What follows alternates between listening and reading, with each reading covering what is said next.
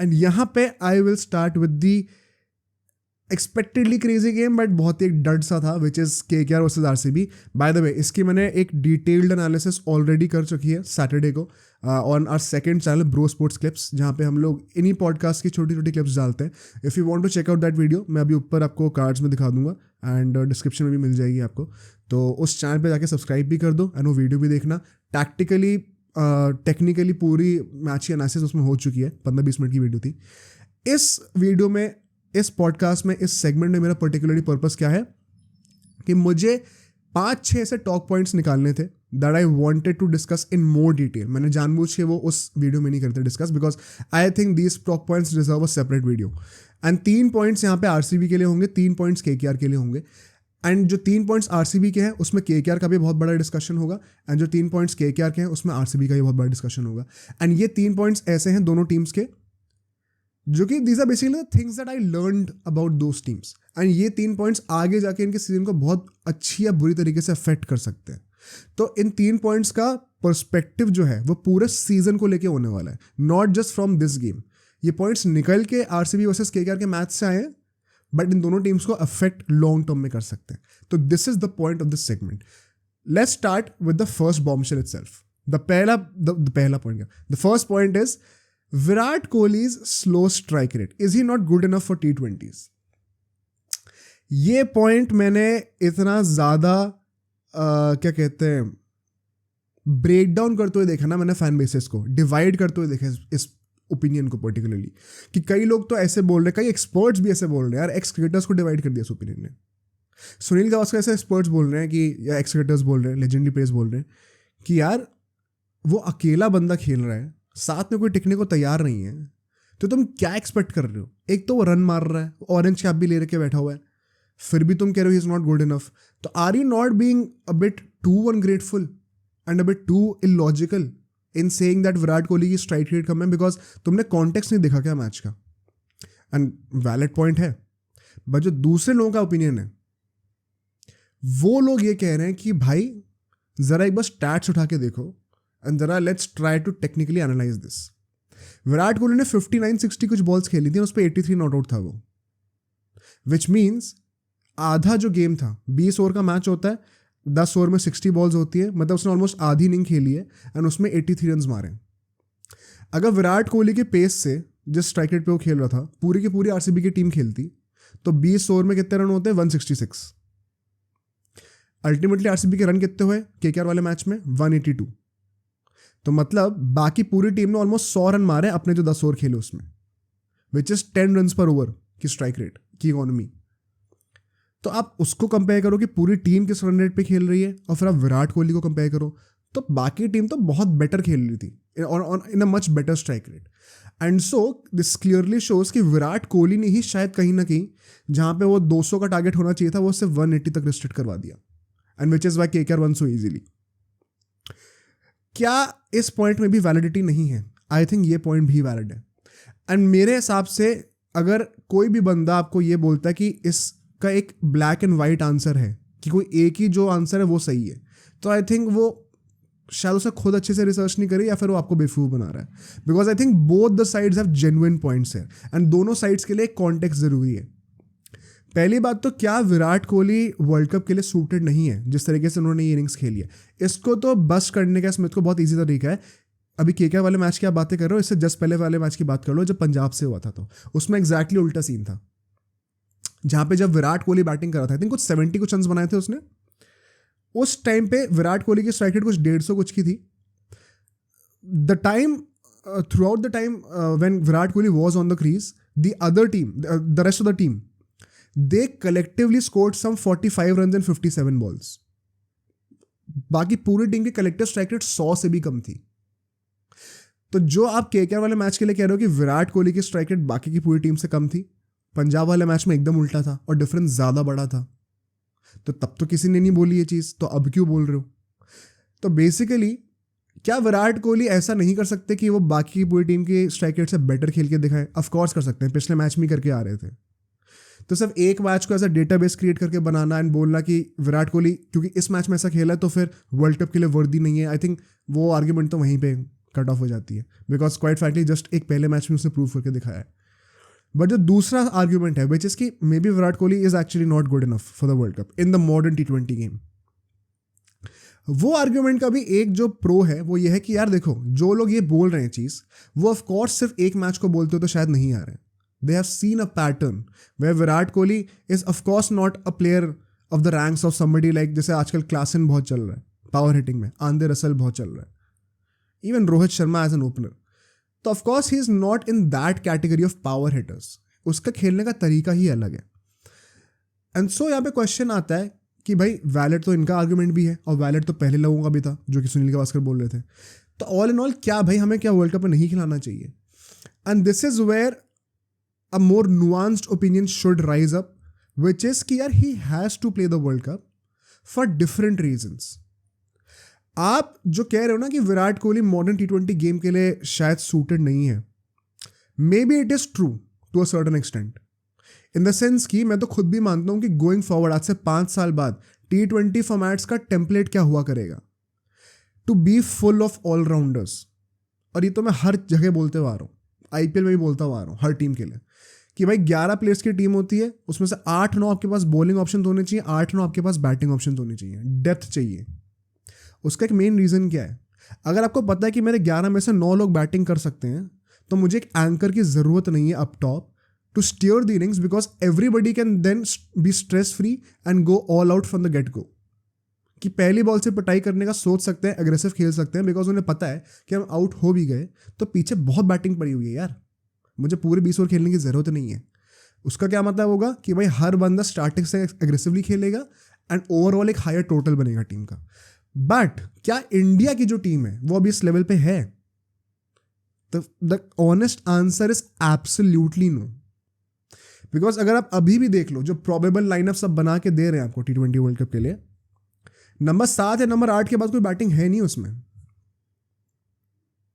तो आप कैसे एक्सपेक्ट कर रहे हो कि सारे के सारे प्लेयर्स जो ऊपर के बैट्समैन हैं वो एकदम ऑल आउट होके, एकदम रिस्क फ्री, केयर फ्री होके खेल सकते हैं? सबने बहुत क्रिटिसाइज किया था रोहित शर्मा को इन दी ODI वर्ल्ड कप कि आप शार्दुल ठाकुर के साथ नंबर 8 पे क्यों स्टिक कर रहे हो. The reason why I backed Rohit Sharma on that was, आप पिछले के पॉडकास्ट हमारे देख सकते हो, कि भाई उसका logic I was able to understand कि रोहित शर्मा ने जिस टेम्पलेट से खेला है पूरा वर्ल्ड कप, उसका सक्सेसफुल होने के लिए नेसेसरी था कि कम से कम नंबर 8 तक तो बैटिंग मिले, मुझे डेप्थ मिले, वरना फिर मेरे ऊपर रिस्पॉन्सिबिलिटी आ जाएगी कि मैं टिक टिक करके खेलूँ.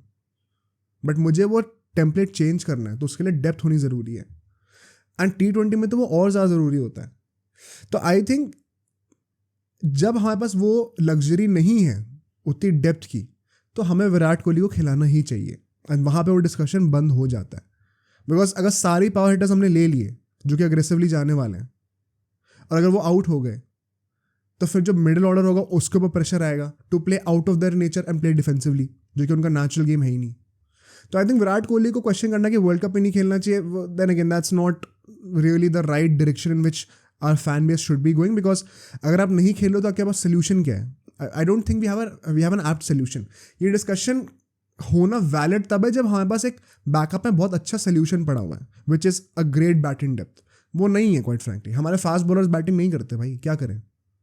तो बात तो वहीं पे खत्म हो जाती है. Second point is moving very quickly, which is कि RCB के जो बॉलर्स हैं, they are the ones who are going to ruin this season for RCB.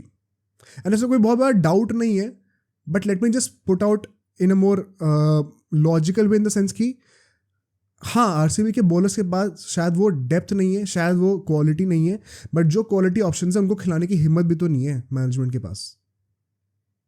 Reece Topley को क्यों नहीं खिलाया जा रहा over Alzarri Joseph? Because Alzarri Joseph पे इतने पैसे खर्च करे गए हैं तो खिलाना तो पड़ेगा ही. But is he worth it? Just on sheer skills, just on sheer ability, is Alzarri Joseph right now a better bowler than Reece Topley? I think, of course, no. Yes, Dayal को लोग बहुत हाइप कर रहे थे, but then again भाई वो नारायण ने expose कर दिया पूरा. Not to say कि he will not have a good IPL by the way, but point वही है कि अगर आप नारायण जैसे लोगों से पिटाई खा रहे हो पावर प्ले में, then यार you are missing a trick majorly. Mohammad Siraj, who is supposed to be the main bowler of the team, the leader of the attack now. It's been quite a while जब से वो IPL खेलते हुए आ रहे हैं. अब उन्हें leadership role imbibe करना पड़ेगा. वो खुद T20 के फॉर्मेट में अच्छा नहीं चल रहे. स्पिनर्स के नाम पे कर्ण शर्मा खेलते नहीं है, मयंक डागा कभी खेलते हो 2 डलवाए जाते हैं उनसे सिर्फ, बाकी आपके स्पिनर कौन है, मैक्सवेल है। तो ऐसे में क्या हम लोग एक्सपेक्ट कर सकते हैं, is it even fair to expect कि आरसीबी क्वालिफाई भी करेगी? बिकॉज अगर आप चिन्नास्वामी में 7 मैचेस खेलने वाले हो और अगर आप टॉस नहीं जीतते हो तो तब मेरे ख्याल से मान के चलो कि दूसरी टीम का 80% चांस है जीतने का यार, क्योंकि इनकी बॉलिंग तो कोई भी टारगेट चेस करवा देगी भाई। तो ये कैसे इस चीज से कोप करने वाले हैं, क्योंकि ये बात सिर्फ केकेआर वाले मैच के लिए नहीं है, अभी इसके बाद 5 होम गेम्स इनके और बचे हुए हैं, उसमें से ये लोग कितने होम गेम्स जीतेंगे अल्टीमेटली? बिकॉज अगर आप होम गेम्स नहीं जीत रहे हो फिर आपके ऊपर प्रेशर आएगा to go away and win those games. And we have seen this as a pattern, as an observation, कि जो टीम प्लेऑफ्स तक क्वालिफाई करती है यूजुअली वो घर के जो 7 मैचेस होते हैं ना उसमें कम से कम 5 मैच तो आराम से जीती जाती है, so that they have a comfortable margin to be able to lose the other games playing away from home, वहाँ पे वो प्रेशर नहीं होता। तो आरसीबी के लिए यार इनका घर जो है ना वही इनका बड़ा क्रिप्टोनाइट है, and I don't know how they would face this situation. But the third point for RCB is कि क्या दिनेश कार्तिक को कैप्टन होना चाहिए उनका? काफ़ी लोग कॉल आउट कर रहे हैं कि फैफ डू प्लेसी की जो कप्तानी है वो अच्छी नहीं थी बिल्कुल भी, एंड 2-3 मैचेस हो गए, शायद दिनेश कार्तिक को कैप्टन बना देना चाहिए। I strongly disagree with this. KKR के फैंस जो अग्री करेंगे इससे, केकेआर को भी दिनेश कार्तिक ने कैप्टन कर रखा है, कोई बहुत खास कप्तानी थी नहीं। सेकेंड पॉइंट, आप सिर्फ 2-3 मैचेस के बेसिस पे कह रहे हो कि फैफ डू प्लेसी को कप्तानी से ही हटा दो इन अ टूर्नामेंट जहाँ पे 14 मैचेस होने वाले हैं। I think it is very logical firstly. Second point is कि यार फैफ डू प्लेसी को कप्तानी से हटा भी दिया, दिनेश कार्तिक को बना भी दिया, तो भी रिसोर्सेज तो सेम ही रहेंगे ना, बॉलर्स बेटर थोड़ी हो जाएंगे। बॉलर्स तो फिर भी अलजारी जोसेफ ही है, यश दयाली है, कोई नया बॉलर थोड़ी आ जाएगा टीम पे। तो आप कितना ही इफेक्टिवली और यूटिलाइज कर लोगे इन बॉलर्स को, कितना ही और एक्सट्रैक्ट कर पाओगे effort? Dinesh Karthik is not a Dhoni कि वो कप्तानी में इतना कुछ कर दे कि मीडियोकर बंदे को भी टॉप क्लास बना दे। तो I don't see any logic in saying कि फैफ डू प्लेसी को भाई कप्तानी से हटा दो बिकॉज टैक्टिकली मुझे पसंद नहीं आया एंड दिनेश कार्तिक को ले आओ just on the basis of 3 games. And I don't think ऐसा चेंज एक अच्छा चेंज माना भी जाएगा। इनफैक्ट और गालियाँ ही पड़ेंगी आरसीबी के मैनेजमेंट को, because ultimately if they don't qualify तो सब इसी बात को कॉल आउट करेंगे कि मिड सीजन चेंज क्यों कर दिया कैप्टन, और जो है डिस्क्रिपेंसी हो गई, और जो है अनप्रेडिक्टेबिलिटी हो गई ड्रेसिंग रूम के अंदर। बट ठीक है, ये तो आरसीबी की प्रॉब्लम्स है which I think there is no solution to it right now, वो भगवान के भरोसे ही काफ़ी हद तक। अगर हम लोग केकेआर की बात करें, थोड़े पॉजिटिव्स हैं यहाँ पे जो कि डिस्कस करना चाहता हूँ मैं। पहली बात तो should Narayan be a permanent opener, and ये एक डिस्कशन है जो कि काफ़ी लोग इस पर अग्री करेंगे डिसएग्री करेंगे, specially after the Chinnaswamy performance. मैंने जब भी आईपीएल की एनालिसिस शुरू करी थी, स्पेशली जब केकेआर के लिए करा था, मेरा ओपिनियन ये था कि नहीं होना चाहिए उसको opener, because he is no longer the quality that was needed. I think Gautam Gambhir के पर्सपेक्टिव से है, ये मैंने पहले वाले मैच में ब्रेकडाउन भी करा था कि Narine is basically, it is right, he is not quality enough to be a top order batsman, but he is even worse when it comes to batting at number 8, and वहाँ पर तो उससे बिल्कुल भी रन नहीं बन सकते most likely. तो maybe use him as a pinch hitter up top, जिसकी वजह से हमारी बैटिंग ऑर्डर जो है वो एक एक पोजीशन नीचे जाती जाएगी एंड हमारी डेप्थ और बढ़ते जाएगी, and that is also view point that I understand from Gautam Gambhir. But let me just say, let's not get carried away with the performance that he pulled out on Chinnaswamy, because historically उसका record against RCB, especially on the Chinnaswamy, अगर हम देखें तो उसका कभी ऐसा कुछ record है कि 30-35 रन से कम उसने कभी मारी ही नहीं है केकेआर के लिए when he plays at the Chinnaswamy, and 3-4 50 मार चुका है। तो this is like a proper batsman playing at the Chinnaswamy, इतना अच्छा रिकॉर्ड है उसका। बट ओवरऑल अगर हम उसके आईपीएल करियर की बैटिंग एवरेज डिस्कस करें तो वो सिर्फ 13 की है। तो बहुत डुअल साइडेड नेचर है इस आर्ग्यूमेंट का कि चिन्नास्वामी में परफॉर्म करता है because it is kind of his fortress as a batsman, but Chinnaswamy में सिर्फ एक ही मैच खेलना है पूरे सीजन में, बाकी 13 मैचेस कहीं और होंगे, तो क्या वहाँ पे वो निकल के आ पाएगा, वो क्वेश्चन है। The other side of the argument is कि नारायण जैसा पिंच हिटर जो है हमारी टीम में, उससे हम कौन सा एक्सपेक्ट भी कर रहे हैं कि वो हर मैच में परफॉर्म करेगा। 2-3 मैचेस में करके ऐसे गेम जिता दे वन साइडेड, तो that is more than we bargain for. And वो आर्ग्यूमेंट भी आई अंडरस्टैंड अगर ऐसा लोग सोचते हैं तो। In my opinion, as long as the other guys are comfortable with the positions that they are playing in, तब तक कोई प्रॉब्लम नहीं है मुझे। मेरा मेन जो कंसर्न था वो ये था कि बाकी सारे बैट्समैन जो हैं वो अपनी प्रेफर्ड पोजीशन से एक नंबर नीचे हो जाएंगे, तो कहीं उनको इशू ना हो। अगर वो लोग कंफर्टेबल हैं देन तो for sure continue with Narayan, I don't have any issue. But अगर हम नेक्स्ट पॉइंट की बात करें, एक सेकेंड, हम नेक्स्ट पॉइंट निकालते हैं, विच इज क्या हमें अनुकूल रॉय को एक परमानेंट स्टार्टर बनाना चाहिए in place of somebody between Suyash and Varun Chakravarthy right now. And एक बहुत इंटरेस्टिंग पॉइंट है बिकॉज अनुकूल रॉय ने जितना भी बॉलिंग करके हमें दिखाया लास्ट सीजन भी इस सीजन भी बहुत प्रॉमिसिंग लगा मुझे personally. Plus he is also a batsman जो कि वरुण या फिर सुयश शर्मा नहीं है, तो हमारी डेप्थ को वो और बेटर कर देता है। Plus given the form of Varun Chakravarthy recently, maybe it is wiser to play Anukul also. तो ये 2-3 पॉइंट्स हैं जो कि अनुकूल रॉय के फेवर में जा रहे हैं। एंड आई थिंक अभी हम लोग अभी बात करेंगे इसी पॉडकास्ट में, आगे अभी सेगमेंट आएगा जब केकेआर और डीसी का मैच को प्रीव्यू करेंगे हम लोग। I think personally there will be a big temptation to have Anukul Roy starting. अगर नीतीश राणा नहीं खेल रहे तब तो वैसे भी स्टार्ट करेंगे, but if he continues with the form to start him over someone like Varun और Suyash if they don't have a good IPL। And this is a legit argument that I think I could see being implemented in the KKR side. And I would not mind it personally. Because अगर आप पिछला match ही हमारा notice करें RCB के against, जब वरुण चक्रवर्ती सब out हो गया था, there was a time जब हमारी बैटिंग ऑर्डर में ऑलमोस्ट शायद 11 में से 10 लोग बैटिंग कर सकते थे। अगर आप हर्षित राणा को इंक्लूड कर लो तो 11 के 11 लोग बैटिंग कर सकते थे। That is the depth that अनुकूल Roy adds as a batsman into the lineup. Plus bowling तो वो करता ही है, तो वो जो बैलेंस लेके आ रहा है, it makes KKR's balance which is already very great even better. And एक लग्जरी है जो कि हम लोग वी कैन डिस्कस, वरना तो बाकी टीम्स के पास ऐसी लग्जरी कई बार होती भी नहीं है। बट आई वंडर क्या हमें इसको लुक अपॉन करना चाहिए। Lastly the last point would be for KKR a negative one, which is क्या स्टार्क को हमें बाहर कर देना चाहिए टीम से। I think once again it is being very reactionary, just like हमने अभी फैफ डु प्लेसी के लिए बात करी कि आप सिर्फ 3 मैचेस के बेसिस पे कह रहे हो कि नहीं भाई इनको बाहर कर दो। Does not make sense to me. I think कि हमें स्टार्क को बैक करना ही पड़ेगा। प्लस स्टार्क मुझे लगता है खुद भी सारे मैचेस नहीं खेलेगा, बिकॉज अभी T20 वर्ल्ड कप आ रहा है, तो he would want to preserve himself. So it is a given कि वो शायद हर 4-5 मैचेस के बाद या 4 मतलब ऑन एन एवरेज मान लो कि 4 मैचेस खेल रहा है फिर 1 मैच में रेस्ट ले रहा है। कोई बड़ी बात नहीं है, हमें ऐसे कोई टेम्पलेट देखने को मिलता है तो आई हाईली डाउट कि वो 14 के 14 पूरे में मैचेस खेलेगा और फिर प्लेऑफ्स में आ गया तो बचे हुए 2-3 मैचेस भी खेलेगा। 17 मैचेस लगातार खेलना फिर वर्ल्ड कप खेलना, आई डाउट इतना ज़्यादा वो इन्वेस्ट करना चाहेगा IPL में when he knows the world cup is around the corner. तो वो 2-3 मैचेस में तो ऑलरेडी बैठने ही वाला है, एंड उसमें जो हमारे रिप्लेसमेंट्स होंगे उनको टाइम मिल जाएगा। सो टू से कि स्टार्क को 2-3 मैचेस के परफॉर्मेंस के बेसिस पे निकाल दिया जाए, I think it's a bit too harsh. अगर हमने इतने पैसे इन्वेस्ट करें तो let's back him, eventually he will find his rhythm.